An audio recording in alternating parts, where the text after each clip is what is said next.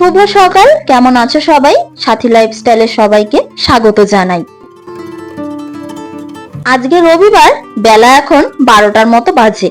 বাজার থেকে চলে এসেছি আর এখানে এখন মাংস রান্নার প্রিপারেশন চলছে। আজকে আমাদের বাড়িতে আসবে দিদি, আর দিদি একাই আসছে কারণ আমার দাদার কিন্তু নাইট ডিউটি চলছে, তাই দাদা দিনের বেলা ঘুমোয় আর দিদি একা কি করবে সানডে বলে, তাই বললাম যে তুই তাহলে আমাদের বাড়িতে চলে আয়।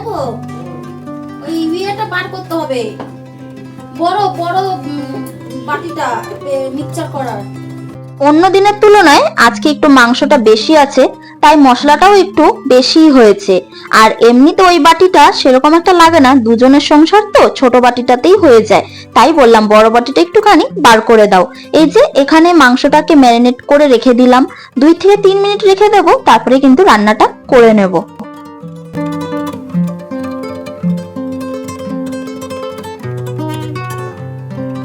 রান্নার ফাঁকে ফাঁকে বাকি কাজগুলো একটু একটু করে সেরে নিচ্ছি। চিকেন রান্নাটা প্রায় কমপ্লিট হয়েই এসেছে, আর একটুক্ষণ ফুটিয়ে তারপরে নামাবো।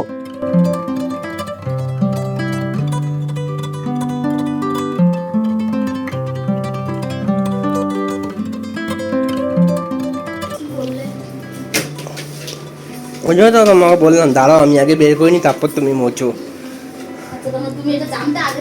যে পড়বে জল। বলো তো কেমন লাগে? বালতি ভরার জল বাইরে বার করতে গিয়ে নিচেই জল ফেলে দিয়েছে, এখন বোঝো ঠেলা, হাসছে। প্রত্যেক রবিবার এলে এই ডিউটিটা। এই যে বিছানার চাদর পাল্টানো আমি 1 সপ্তাহ প্রায় রেখে দিই, কারণ বেশি অতটা নোংরা হয় না, যেহেতু আমি একাই থাকি আর আমার বর তো সে অফিসে থাকে সারাদিন, তাই সেরকম একটা কিন্তু নোংরাটা হয় না। আর এখানে চিকেন রান্নাটা কিন্তু হয়ে গেছে। আর আজকে ওকে বললাম একটু পুজোটা তুমি দিয়ে দাও, ও মাঝে মধ্যে কিন্তু পুজো দেয়, যখন আমি একটু দিতে পারি না, একটু কাজে ব্যস্ত থাকি, তখন কিন্তু পুজোটা ওই দিয়ে দেয়। হাই, আমার দিদিও এসে গেছে আর আমার জন্য মাজা এনেছে, আর আমার বরের জন্য কোকা কোলা এনেছে। ও এটা ভালোবাসে আর আমি মাজা ভালোবাসি, তাই দিদি এগুলো নিয়ে এসছে। আর দিদি যখনই আসে কিছু না কিছু একটা নিয়ে আসে। আগের দিন রাতেই যেমন এসেছিল, তোমাদের সঙ্গে সেটা শেয়ার করা হয়নি, সেদিন আবার জিলিপি নিয়ে এসেছিল, আবার সিঙ্গারা নিয়ে এসেছিল। আমি এখানে আমার বরের পছন্দের টমেটোর চাটনি করছি একটু ঝাল ঝাল করে। চলো, রান্না করা হয়ে গেছে, এবার খেতে দিয়ে দেবো সবাইকে।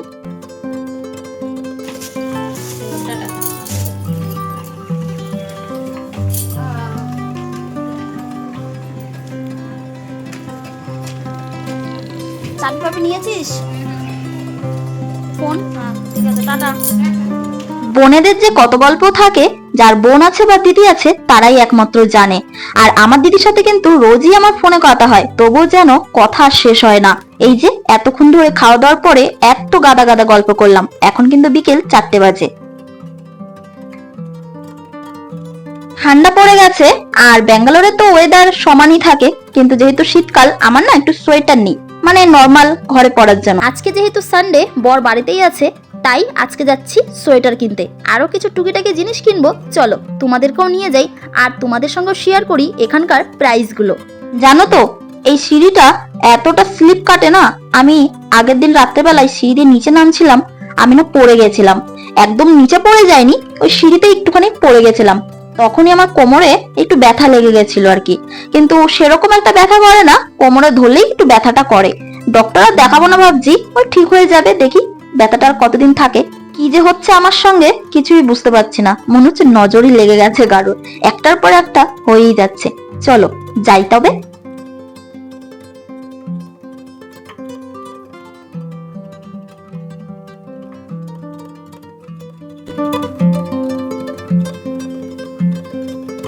শপিং করতে দেরি হবে বলে তার আগে একটা ক্যাফেতে এসে চা খেয়ে নিচ্ছি। এটা কিন্তু শপিং মলের পাশেই, আর এখানে চা কফি সবকিছুরই প্রাইস কিন্তু খুবই কম।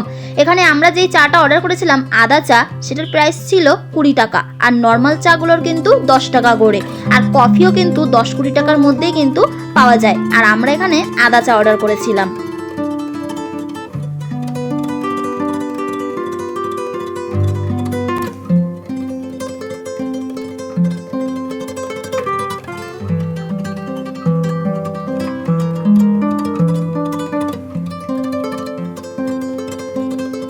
আরও একটা চিকেন প্যাটিসের মতন কিছু একটা অর্ডার করেছিলাম, নামটা কিন্তু এটা নয়, আমি ঠিক ভুলে গেছি এই মুহূর্তে, মনে পড়ছে না। তোমরা যদি কেউ জেনে থাকো প্লিজ আমাকে জানিও কমেন্ট বক্সে।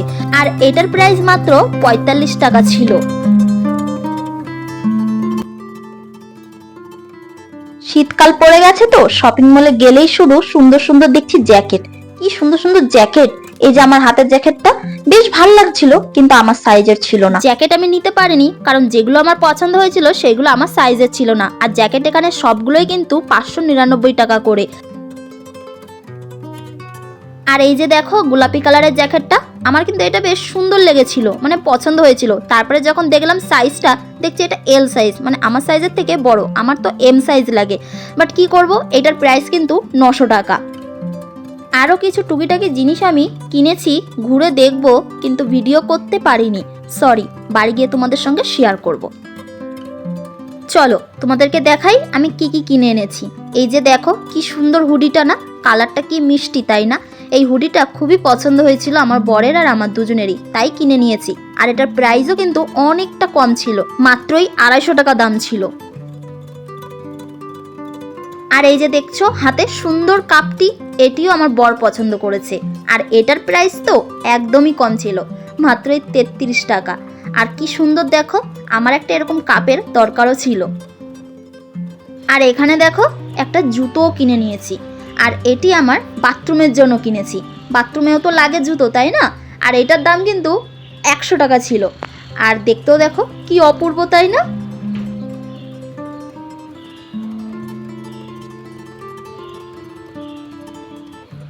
আর একটি সুন্দর ডোরমেট কিনেছি, পুরনোটা একটু খারাপ হয়ে গেছিল তাই ওটাকে চেঞ্জ করেই নিলাম।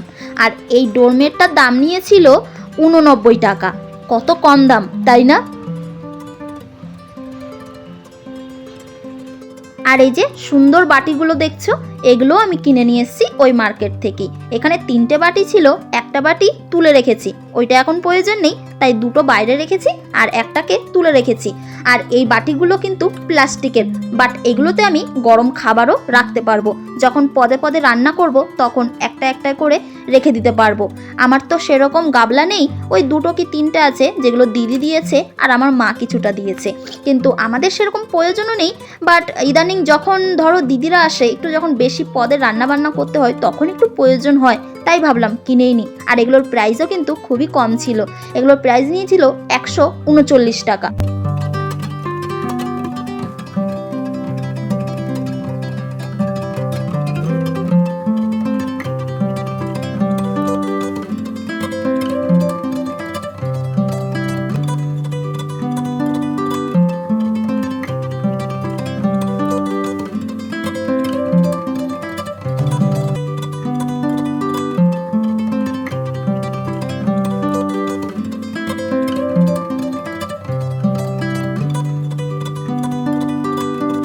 এভরিওয়ান, আজকের ভিডিওটা এই পর্যন্তই। ভালো লাগলে অবশ্যই লাইক, কমেন্ট, শেয়ার, সাবস্ক্রাইব করে দিও। দেখা হচ্ছে পরের আরও একটি ব্লগে।